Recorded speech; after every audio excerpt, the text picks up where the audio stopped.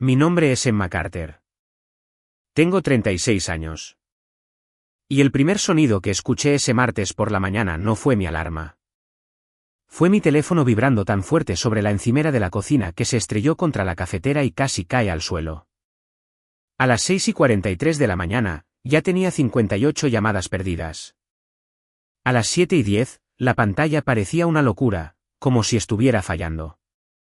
Mi madre, mi padre, números desconocidos de Ohio y un nombre que no había visto en 7 años. Mi hermano. Una y otra vez. Llamada. Buzón de voz. Llamada. Buzón de voz. Llamada de nuevo. Hace 7 años, le dijo a mi familia que me vio robar $42,000. Y esa mentira destruyó mi matrimonio, mi carrera y todas las relaciones que me quedaban en el mundo. Ahora él se estaba muriendo. Su negocio se estaba derrumbando y de repente me necesitaba. Dejé que el teléfono sonara hasta que el zumbido se volvió tan violento que parecía un insecto atrapado. Entonces contesté. Lloraba tan fuerte que apenas podía entenderlo. Dijo que se le acababa el tiempo. Dijo que los médicos habían dejado de prometer nada. Dijo que si no lo ayudaba ahora, todo se perdería. Su empresa, la casa de mis padres, lo que quedaba de nuestra familia. Entonces su voz adoptó ese viejo tono suplicante por el que solía caer cuando éramos niños. Por favor, Emma, eres mi hermana encantadora. Por favor. Me quedé allí, en mi cocina de Seattle, con la mano tan fuertemente aferrada al borde de la encimera que mis nudillos se pusieron blancos y dije una palabra. No. Hubo un fuerte estruendo al otro lado, como una silla que se desliza hacia atrás. Alguien gritó. Una mujer gritó su nombre. Luego la línea se llenó de caos. Y por primera vez en 7 años, no me sentí culpable. Antes de contarles lo que pasó ese día y lo que realmente sucedió la noche que me acusó, díganme qué hora es donde están y desde dónde están viendo. Quiero saber hasta dónde llega esta historia antes de contarles cómo una mentira destruyó mi vida entera. El primer mensaje de voz que dejó esa mañana duraba solo 12 segundos. Emma, por favor no bloquees este número. Sé que no merezco tu voz, pero necesito que me escuches antes de que sea demasiado tarde. Lo escuché una vez, no borré nada y me senté porque de repente mis rodillas no se sentían fiables. 7 años antes, tenía 29 años y era lo suficientemente estúpida como para pensar que mi vida estaba resuelta. Vivía en un pequeño pueblo a las afueras de Columbus, Ohio, donde todos conocían tu iglesia, la mascota de tu instituto y tus asuntos antes incluso de que te presentaras. Era fisioterapeuta en una respetada clínica de medicina deportiva.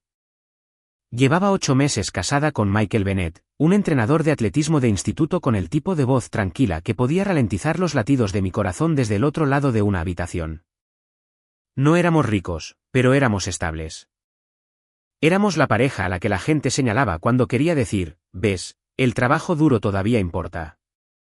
Alquilábamos una casita blanca con un escalón delantero agrietado y un arce en el patio. Y cada domingo por la noche, nos sentábamos en la mesa de la cocina planeando un futuro que parecía casi vergonzosamente ordinario. Ahorrar para una casa más grande, intentar tener un bebé el próximo año, quizás comprar un terreno cerca del lago una vez que los tipos de interés se estabilizaran. Ese tipo de vida, el tipo que asumes que es demasiado pequeño para que alguien se moleste en destruirlo. Mis padres todavía vivían en la granja donde Ryan y yo crecimos.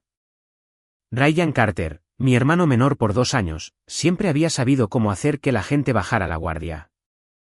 Era guapo de esa manera inquieta que algunos hombres usan como moneda, siempre sonriendo medio segundo antes de pedir algo. Podía encantar a una camarera, un banquero, un pastor, un policía. También podía volverse frío tan rápido que te hacía sentir estúpido por haber confiado alguna vez en su calidez. Mi padre, Thomas Carter, solía llamar a Ryan un florecedor tardío.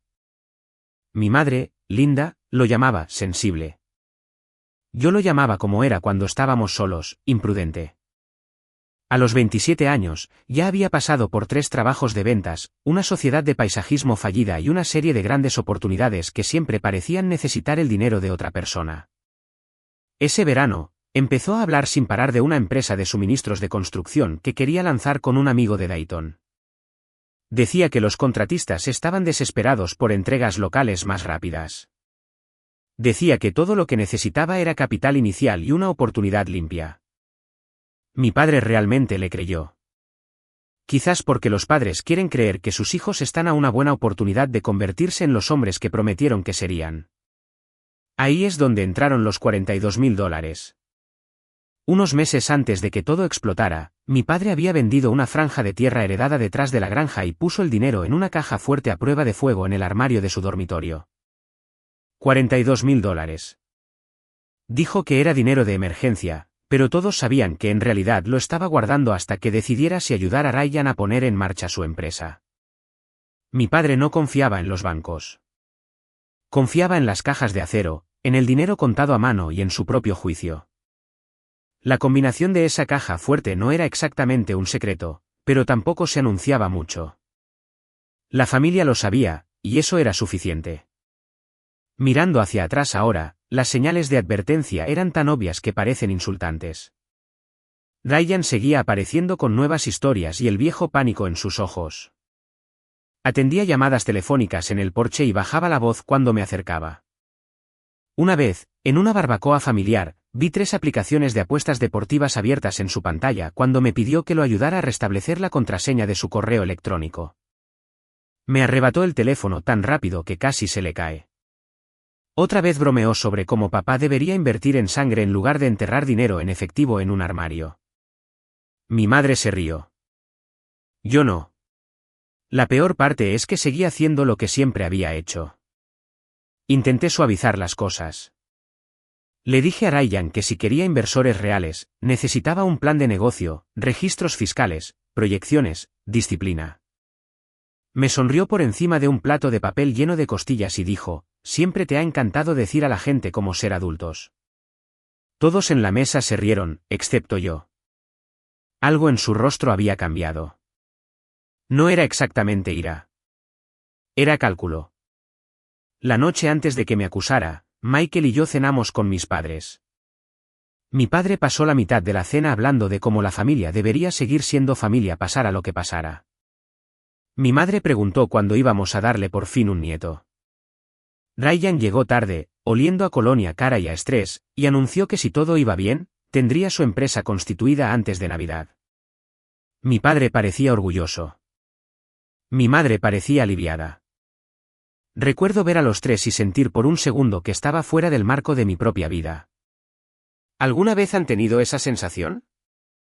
Como si la habitación fuera familiar, pero las lealtades dentro de ella ya estuvieran cambiando y tú fueras el último en darte cuenta. Fui a casa esa noche pensando que Ryan estaba en problemas. No tenía idea de que ya había decidido que yo sería el precio que pagaría para escapar de ellos. El segundo mensaje de voz llegó a las 8:02 de la mañana. Nunca pensé que llegaría tan lejos, dijo, sin aliento, llorando más fuerte ahora. Pensé que me odiarías para siempre, pero nunca pensé que necesitaría pedirte ayuda mientras me moría. Esa frase, mientras me moría, debería haber aterrizado como culpa. En cambio, sonó como estrategia, porque la estrategia siempre fue el verdadero talento de Ryan. El día que me destruyó fue un jueves de octubre. Michael ya se había ido a la escuela a las 6:30 porque la temporada de fútbol significaba sesiones de rehabilitación tempranas con jugadores lesionados. Yo me había tomado el día libre para llevar a mi madre a una cita de seguimiento después de su operación de rodilla y luego ayudé a mi padre a mover cajas del granero antes del invierno. Volvimos a la granja alrededor del mediodía. Mi madre estaba cansada, así que subió a descansar. Mi padre se fue a comprar herramientas al pueblo. Yo me quedé, cargué el lavavajillas, doblé 2 cestas de ropa y comí un sándwich de pavo en la encimera de la cocina mientras los programas de entrevistas diurnos murmuraban de fondo. Nada de ese día parecía importante. Eso es lo que más me atormenta. Mi vida entera se partió en un día que parecía completamente desechable. Salí de la granja un poco después de las 3. Recuerdo haber mirado el reloj del salpicadero porque Michael me había enviado un mensaje preguntando si podía comprar leche de camino a casa. Paré en una tienda de comestibles, compré leche, filtros de café y arándanos congelados, y llegué a casa antes de las 4. A las 6:17 de la tarde, mi padre llamó y me dijo que volviera a la granja inmediatamente. Su voz era tan plana que se me erizó el vello de los brazos. Michael vino conmigo porque dije que algo iba mal. Cuando entramos en esa cocina, mi madre estaba llorando sobre un paño de cocina y mi padre estaba de pie junto a la mesa como un juez tratando de no parecer asqueado por el acusado. ¿Dónde está?, preguntó. Sinceramente, pensé que algo le había pasado a Ryan. Dije, ¿dónde está qué? El dinero, Emma. Me reí, no porque fuera gracioso, sino porque mi cerebro rechazó la frase. Mi padre no se rió. Michael nos miró a él y a mí, confundido. Mi madre susurró, por favor, solo dinos la verdad. Dije que no tenía ni idea de lo que estaban hablando. Mi padre abrió la caja fuerte delante de mí. ¿Vacía? Luego dijo la frase que todavía me despierta a veces, 7 años después, con el pulso martilleando en mi garganta. Tu hermano te vio cogerlo. Ryan estaba sentado en la sala de estar.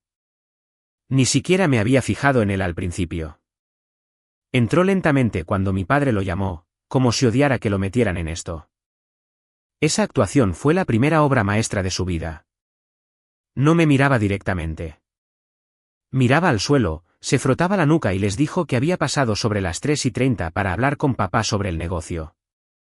Dijo que entró por la puerta de atrás y me vio salir del dormitorio de mis padres. Dijo que yo estaba metiendo sobres de dinero en mi bolso. Dijo que me quedé helada cuando lo vi. Dijo que le dije que se metiera en sus asuntos. Dijo que me fui rápido. Cada palabra era una mentira. Ningún detalle coincidía con la realidad. Pero lo dijo con esa voz suave y reticente que la gente confunde con honestidad. Me volví hacia Michael primero, porque una parte aterrorizada de mí creía que el rostro de un marido calmaría la habitación. Parecía atónito, luego herido, luego inseguro. Ese último fue el principio del fin. Le pregunté a Ryan por qué estaba mintiendo. Él negó lentamente con la cabeza, como si yo estuviera haciendo esto feo. Emma, no quería decir nada, dijo. Pero papá merece la verdad. Ese fue el momento en que entendí algo irreversible. Ya había pensado en la geometría emocional de la escena. El orgullo de papá. El miedo de mamá. La necesidad de paz de Michael. Mi reputación de ser competente, controlada, la que supuestamente podía sobrevivir a cualquier cosa. Sabía exactamente quién cedería primero. Probé con los hechos. Dije que me había ido antes de las 3:15. Dije que tenía recibos de la tienda. Vacié mi bolso sobre la mesa de la cocina. Cartera, bálsamo labial, arándanos, filtros de café, notas de pacientes, nada más. Mi padre apenas miró. Dijo que los recibos no probaban que no hubiera cogido el dinero antes. Mi madre preguntó por qué Ryan inventaría esto. Yo pregunté lo mismo. Ryan finalmente me miró a los ojos entonces. Y había algo escalofriantemente vacío en su rostro. Quizás porque siempre piensas que eres mejor que todos, dijo. Michael intervino y dijo, deberíamos calmarnos todos, pero la habitación ya se había perdido. Mi padre preguntó si accedería a que registrara mi coche. Dije que sí, porque la gente inocente dice que sí. Registró todo y no encontró nada. No cambió nada. La acusación había aterrizado. La ausencia de pruebas se convirtió en la prueba de que lo había escondido bien. Ryan se quedó allí, actuando como si estuviera enfermo por tener que exponerme.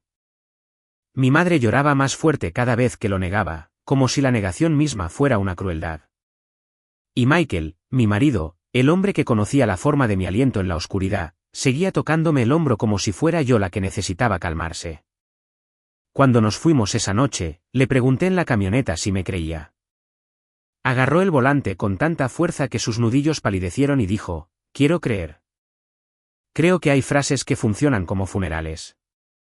Esa fue una de ellas. ¿Qué haces cuando la persona que amas no te llama mentirosa, pero tampoco te llama inocente? ¿Qué haces con un matrimonio que parpadea en el momento exacto en que se supone que debe mantenerse firme?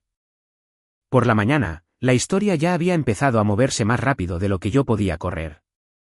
El tercer mensaje de voz era de mi madre, no de Ryan. No entiendes lo mal que está, dijo entre lágrimas.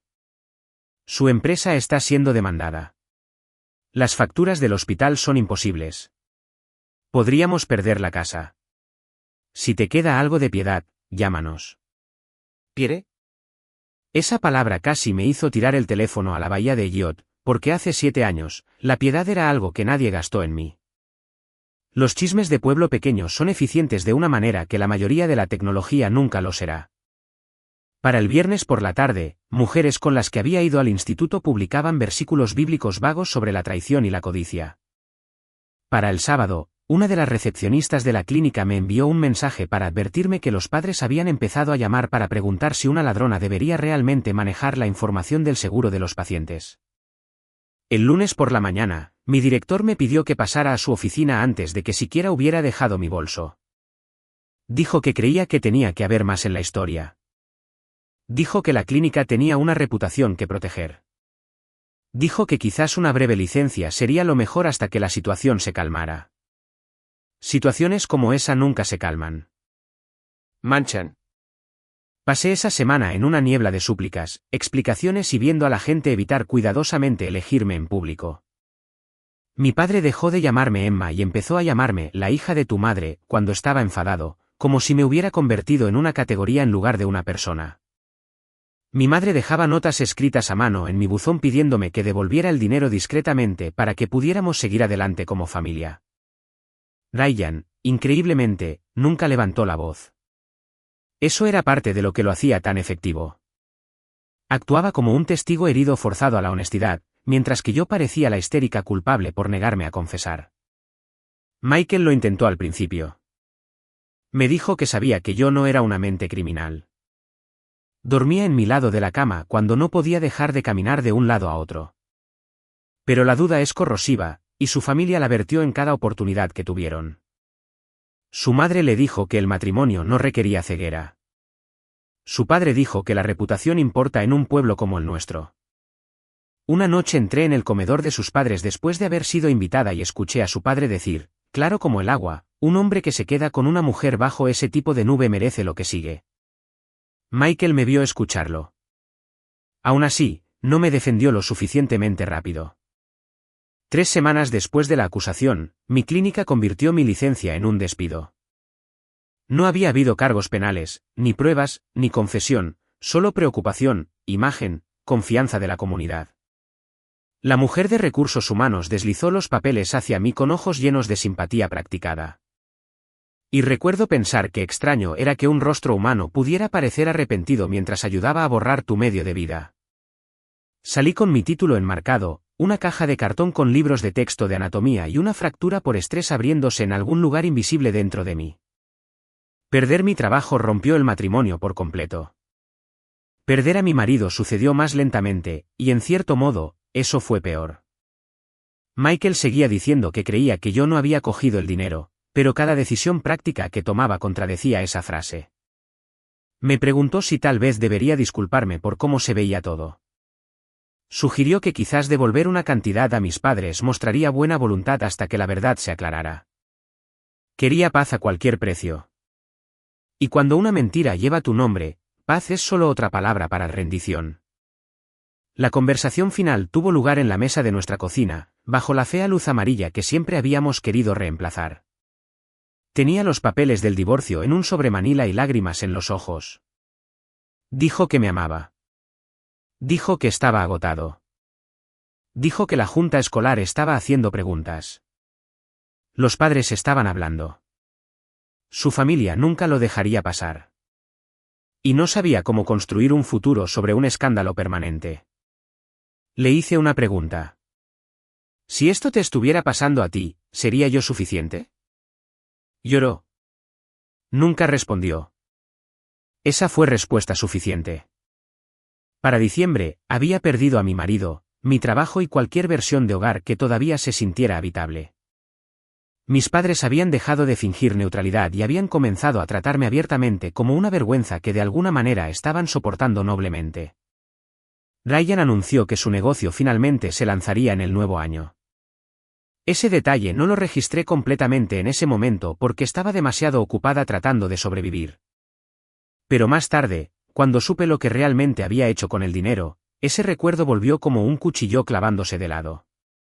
Dejé Ohio 6 semanas después de la acusación. Vendí mi anillo de bodas para cubrir los costos de la mudanza. Empaqué todo lo que todavía consideraba mío en un Subaru usado y conduje hacia el oeste a través del aguanieve con 2 maletas, una nevera portátil, 3 cajas de libros y la garganta en carne viva de tanto llorar donde nadie podía oírme. No elegí Seattle porque fuera poético. La elegí porque un antiguo compañero de clase sabía de una vacante en una cadena de rehabilitación, y estaba lo suficientemente lejos como para que mi apellido no significara nada. La primera noche en mi pequeño apartamento en Bayard, me senté en el suelo comiendo galletas saladas porque aún no había desempacado un solo plato. Y me di cuenta de que me había convertido en una persona sin testigos, sin marido, sin padres, sin un puesto de trabajo que nadie respetara, solo yo y el hecho de que sabía que era inocente. Ojalá pudiera decirles que la inocencia se siente poderosa cuando te han despojado de todo. No es así.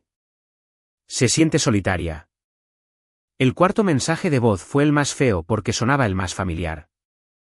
Sé que me odias, dijo Ryan. Sé que me lo merezco, pero mamá y papá lo pusieron todo en esta empresa porque creían que podría arreglar las cosas antes de morir. Si no ayudas ahora, ellos también pierden la casa. Ahí estaba. No solo confesión, no solo remordimiento. Una factura. 7 años en Seattle me enseñaron que reconstruir es menos cinematográfico de lo que la gente piensa. No es un montaje triunfal. Es repetición. Es tragarse el orgullo mientras gente inferior te llama principiante porque tus referencias son inútiles a 3 estados de distancia. Es aprender una nueva ciudad mientras finges que no estás de luto por la antigua. Es mentir en los formularios de admisión cuando te piden contactos de emergencia porque la verdad te avergüenza. Mi primer año, trabajé turnos dobles en una clínica de rehabilitación que olía a antiséptico y café quemado. Traté lesiones de hombro, rodillas postoperatorias y trabajadores de almacén con espaldas destrozadas por trabajos que los reemplazarían para el viernes. Sonreí a través de ataques de pánico en los baños del personal. Me despertaba a las 3 de la madrugada convencida de que mi padre estaba llamando desde el pasillo fuera de mi puerta. Revisaba las cerraduras 2 veces cada noche, a veces 3. Pero el dolor tiene una extraña ética de trabajo. Si sobrevives lo suficiente, empieza a construir músculo. Obtuve mi licencia en Washington. Tomé cursos de educación continua los fines de semana porque quedarme quieta se sentía peligroso. Encontré a 2 amigas de verdad, Maya y Jen, que nunca pidieron la versión simplificada de mi historia y nunca usaron la frase «la familia es la familia» a mi alrededor como si fuera sabiduría. Para el 4.º año, había pasado de terapeuta de plantilla a directora clínica. Para el 5.º año, había comprado una participación en una consulta. Para el 6.º año, era dueña de mi propia pequeña clínica de fisioterapia en Fremont, con ventanas limpias, buen equipo y pacientes que confiaban en mí por lo que hacía delante de ellos, no por lo que alguien susurraba sobre mí hace 7 años en Ohio. Desde fuera, mi vida parecía sanada. Por dentro, era más complicado. Salí con 2 personas, una vez en serio, y terminé ambas relaciones antes de que nadie se acercara lo suficiente como para preguntar qué traición había grabado en mis reflejos. Construir rutinas porque las rutinas no te acusan.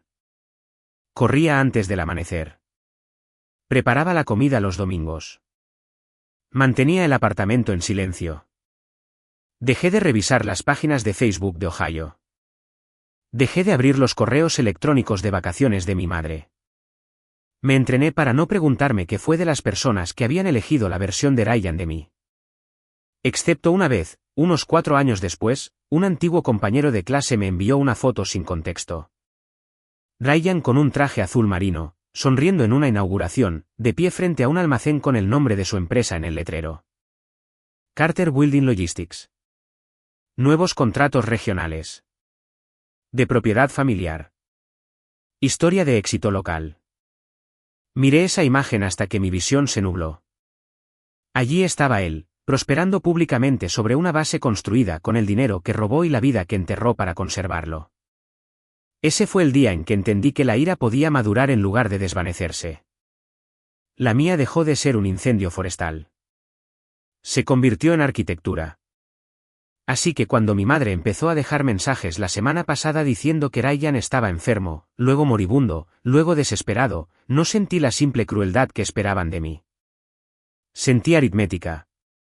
¿Qué había tomado él? ¿En qué se había convertido? ¿Qué estaba pidiendo ahora? Porque la gente como Ryan no descubre de repente la honestidad en su lecho de muerte. Descubren límites. Y los límites los vuelven nostálgicos por la gente a la que solían explotar. A los 36 años, tenía dinero en el banco, un negocio respetado, una vista de aguas grises desde la ventana de mi apartamento y una vida que había arrastrado desde el fondo con mis propias manos. También tenía una comprensión cicatrizada del perdón. Todo el mundo habla de él como si fuera noble. Casi nadie habla de la frecuencia con la que lo solicitan las personas que menos pagan por lo que hicieron. Había pasado 7 años aprendiendo a vivir sin la familia que me crió. Ryan estaba a punto de aprender lo que significaba enfrentar la verdad sin la hermana que había enterrado. El quinto mensaje de voz llegó a las 11:41 de la mañana y pude escuchar oxígeno de fondo. Por favor, susurró Ryan. No puedo mantener esto unido. Los abogados están aquí. Mamá está entrando en pánico. Papá no deja de toser. Si no ayudas, no quedará nada. Para entonces, ya había llamado a un abogado de Ohio. No porque planeara salvarlo, sino porque finalmente había aprendido que cuando mi familia dice urgente, lo que quieren decir es que estás a punto de ser responsabilizado por un daño que no causaste. La verdad salió a la luz en pedazos durante las siguientes 8 horas, y cada pieza empeoraba la mentira original. Ryan se estaba muriendo. Sí, cáncer de páncreas en etapa 4 que se había extendido agresivamente. Pero esa era solo la mitad de la crisis. Carter Building Logistics, la empresa que mis padres habían utilizado con orgullo para demostrar que había cambiado su vida, se estaba derrumbando bajo el peso de proveedores impagos, solicitudes de préstamos falsificadas, embargos fiscales sobre la nómina y 2 demandas civiles activas de inversores que afirmaban que Ryan había ocultado pérdidas durante más de un año. Mis padres habían hipotecado su granja para mantener la empresa a flote durante sus tratamientos porque Ryan les dijo que un gran contrato lo salvaría todo. No había ningún contrato salvador. Solo había deuda apilada sobre deuda, como madera podrida pintada por encima. La parte que casi me detuvo la respiración fue cómo resurgió el viejo robo. Una de las demandas de los inversores desencadenó una revisión de contabilidad forense. Ryan siempre había afirmado que sus fondos iniciales provenían del apoyo familiar y de ahorros en efectivo de trabajos de ventas por contrato. El contable encontró algo más, una cadena de viejos giros postales, cheques de caja y asientos de libro mayor escritos a mano vinculados al mes exacto en que los $42.000 desaparecieron de la caja fuerte de mi padre. El capital inicial que lanzó la empresa de Ryan había venido directamente del robo del que me culpó a mí. No solo había robado a mis padres y me había incriminado, sino que había convertido esa mentira en un negocio, y luego pasó 7 años permitiendo que mi reputación destruida funcionara como el costo enterrado de su éxito. Había construido su futuro a partir de mis cenizas y luego le pidió al mundo que admirara su empuje. Cuando mi madre finalmente me contactó en vivo esa tarde, sonaba más pequeña de lo que nunca la había oído. Dijo que el contable se enfrentó a Ryan. Dijo que él lo admitió todo después de vomitar en una papelera en el baño de su oficina. Dijo que mi padre se sentó y no habló durante 20 minutos. Dijo que todos habían cometido errores terribles. Errores terribles. Esa frase de hecho me hizo reír. Robar $42.000, dejar que tu hermana pierda a su marido y su carrera, usar el dinero robado para lanzar una empresa y luego solicitar préstamos fraudulentos mientras tu cuerpo moribundo te fallaba. Eso no es un error. Es un patrón, un sistema, un carácter. Luego Ryan se puso al teléfono. Su voz era delgada, desgastada y húmeda de dolor. Emma, dijo. Y por un segundo, escuché al niño con el que solía caminar a la escuela. Luego lo arruinó. Sé que no merezco nada de ti, pero si la empresa se hunde, mamá y papá pierden la casa. Solo los honorarios legales. Lo interrumpí y le hice la única pregunta que me importaba. ¿Alguna vez planeaste decir la verdad antes de que la encontraran en papel? Silencio, luego una larga exhalación. Quería hacerlo. No, dije, esa no fue mi pregunta. Otro silencio, más largo esta vez. Finalmente. No. Ahí estaba. Limpio. Simple. La verdad. No como redención, sino como honestidad acorralada. Nunca tuvo la intención de liberarme. Tenía la intención de salirse con la suya hasta que la muerte y las demandas lo atraparon en la misma habitación que las pruebas. Empezó a llorar más fuerte entonces, diciendo que había estado asustado, avergonzado, ahogándose, joven, estúpido. Dijo que nunca pensó que yo lo perdería todo. Dijo que pensó que Michael se quedaría. Dijo que pensó que papá se calmaría. Dijo que pensó que yo volvería después de unos meses y que todos, de alguna manera, fingiríamos para superarlo. Luego dijo la frase que hizo que todos los músculos de mi cuerpo se enfriaran. Por favor, Emma, eres mi hermana encantadora. Siempre arreglas las cosas. Esa era la vieja religión familiar. Ryan arruina. Emma repara. Ryan entra en pánico. Emma paga. Ryan miente. Emma absorbe. Miré por la ventana de mi cocina el cielo de Seattle de color pizarra, escuché mi propio pulso en mis oídos y entendí con una claridad sorprendente que decir que si no me sanaría. Simplemente demostraría que él me había conocido correctamente todo el tiempo. Así que dije, no. Solo eso. Sin discurso, sin gritos, sin sermón, una palabra con 7 años de peso detrás. Hubo un sonido de raspado, luego un estrépito violento. Alguien gritó su nombre. Una mujer, enfermera, asistente, no sé, empezó a pedir ayuda a gritos. La línea se llenó de confusión y estática, luego se desconectó. Mi madre volvió a llamar 12 minutos después, histérica, diciendo que se había desplomado al intentar levantarse de su escritorio, que la quimioterapia lo había debilitado, que el estrés había desencadenado algo, que yo no entendía lo que mi negativa había hecho. Le dije, muy tranquilamente, que entendía perfectamente. Mi negativa no causó su colapso. Su propia vida lo hizo. Eso debería haber sido el final. Pero la venganza sin reclamación es solo distancia. Y ya estaba harta de estar solo ausente. Volví a llamar al abogado de Ohio y le pregunté qué necesitaría para forzar una confesión escrita completa, un testimonio en vídeo y una corrección notariada de la acusación. Me preguntó si quería daños y perjuicios. Dije que no. Quería la verdad en una forma que nadie pudiera editar después. Luego reservé un vuelo, no para salvar a Ryan, no para rescatar la empresa, no para conservar la granja.